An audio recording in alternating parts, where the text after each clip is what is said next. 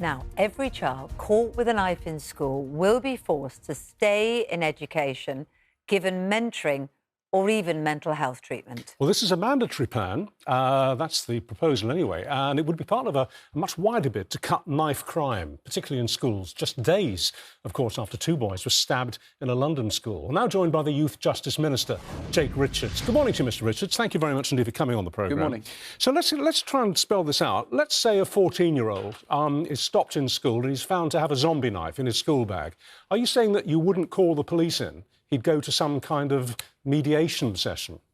No, look, our whole approach to knife crime, and we've got an ambition to halve knife crime over the next decade, is about being tough on knife crime, but also tough on the causes of knife crime, to coin a phrase. We're not saying that police should not be involved and criminal prosecution should not be involved when necessary. But what we are saying is that when a child is caught for the first time with a knife, they also need support to turn their back on crime and to enjoy their childhood as they should.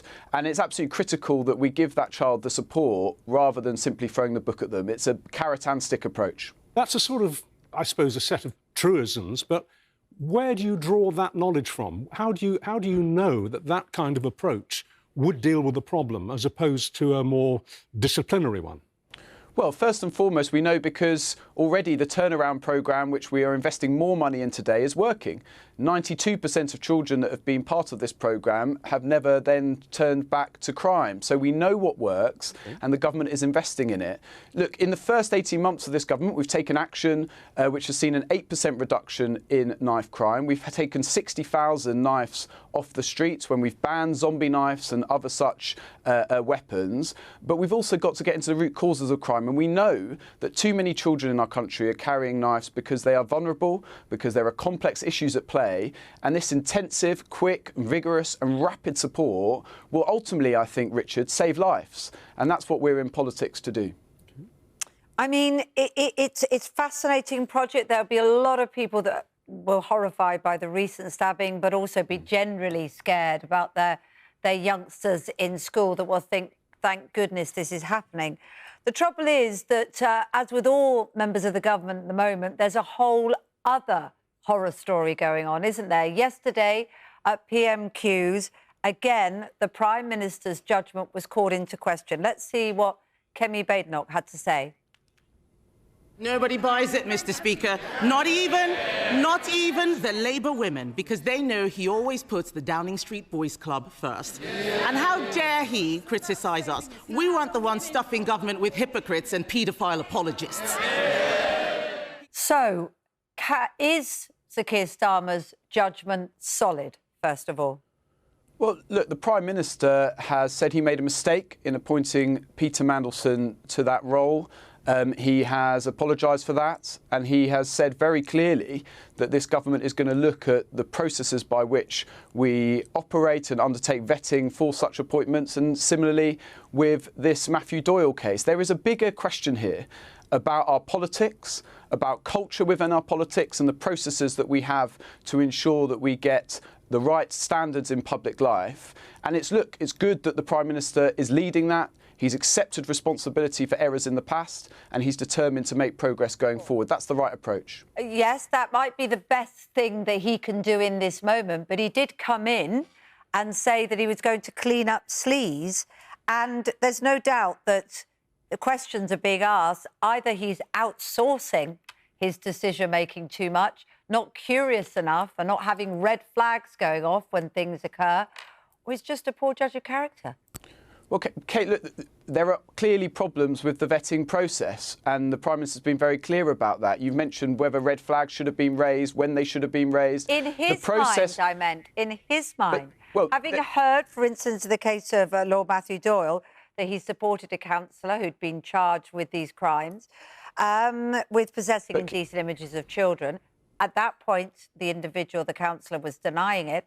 But isn't that the moment when a red flag goes, oh, hang on a minute, what's going on here? Well, but I think it's very important that the information that the Prime Minister gets on these appointments is as full and frank as it could be at the right time. And I don't think that's happened in either of these scenarios. But Lord Doyle was his former communications chief. Surely they were in conversation and he said, Matthew, But What the heck's going on here? Kate, yesterday at the Dispatch Box, the Prime Minister was very clear, and again, there's been a statement from Tim Allen, who undertook some of the vetting process overnight, about the fact that Matthew Doyle simply didn't set out the full context of this relationship with this person at the time.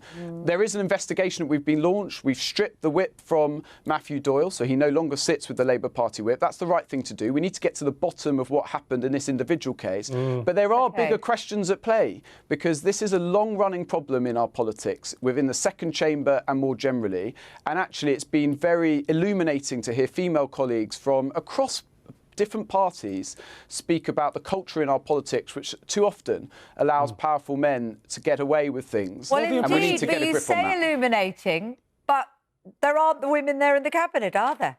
And there well, are hold on, Kate, hold on. The Chancellor is a woman, the Home Secretary is a woman. Backbenchers that say, actually, if it was less of a boys' club and the government had listened to have more women's voices there, we wouldn't be in this position. Well, and look, I think I've been speaking to colleagues, and I've seen colleagues, female colleagues, do media interviews, and they must be heard. And that work, as the Prime Minister has said, both publicly and in the meeting of the Parliamentary Labour Party, he's going to lead that work, and he's absolutely determined to make a difference. I would push back gently when you said there's not enough sort of women in the cabinet. With the Home Secretary is a brilliant first Muslim woman as a Home Secretary. We have the first female Chancellor ever. We've got a Foreign Secretary, Yvette Cooper. We have 2 Chiefs of Staff in Number 10 who are really strong, powerful women who've worked in the Labour movement for decades. I'm very proud. Misspeaking. I'm very proud of.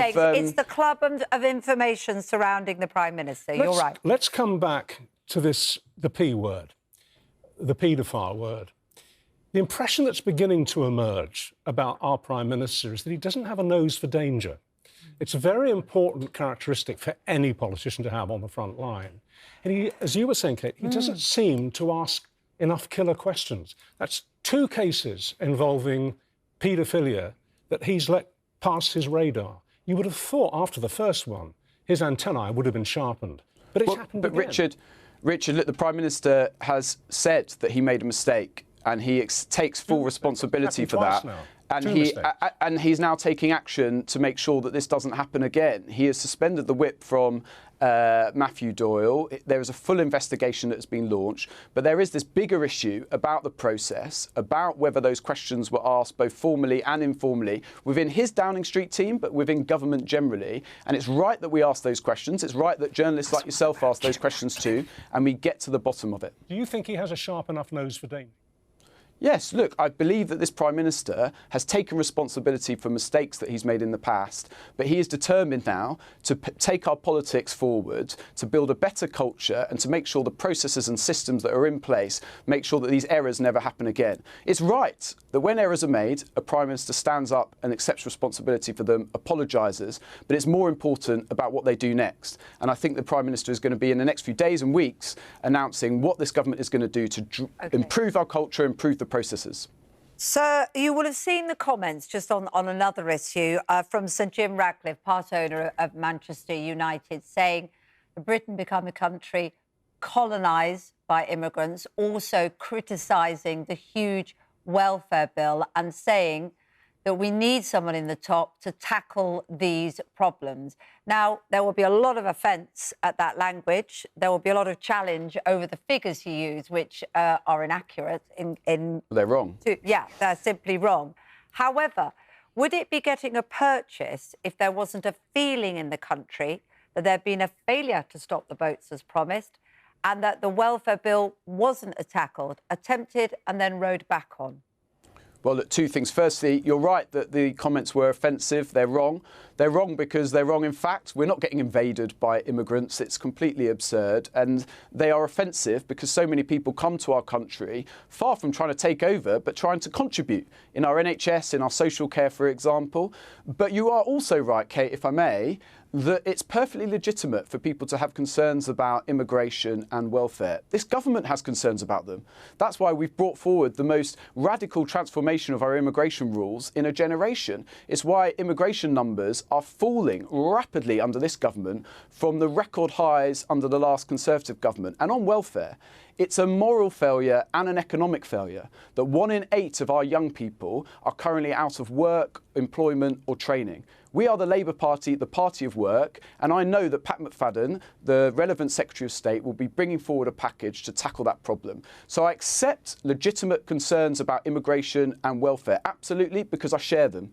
But Jim Ratcliffe's comments about colonisation, about invasions, etc., are completely wide of the mark. They're offensive, and he should apologise. All right, Jake Richards, thank you very much indeed for your time this morning.